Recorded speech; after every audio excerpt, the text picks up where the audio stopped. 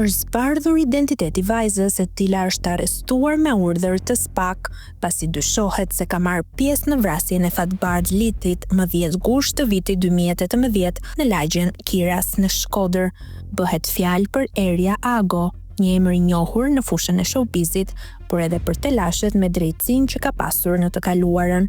Në kohën e vrasjes së Licit, ajo dyshohet se ka qenë e dashur e Safet Bajrit, i cili është një prej të akuzuarve kryesor në atë ngjarje.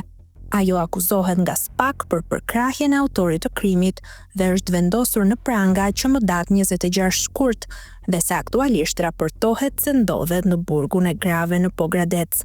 Përfshirja e Erja Agos në problemet me drejtësinë daton edhe më herët. Ajo është përmendur edhe në përgjimet që cua në burg Hermes Nikajn, i njohur ndryshe si Zogu i Tiranës, si të përfshirë në një rrjet prostitucioni në vitin 2020.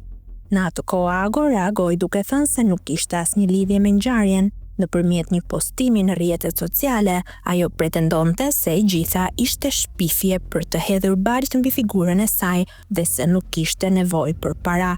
Fillimisht u raportua se Erja Ago është pronare një dyqani në rrugën Myslimshyri në Tiranë, por në botën e spektaklit ajo njihet edhe si modele dhe përfaqësuese e Shqipërisë në Miss Tourism Queen 2013.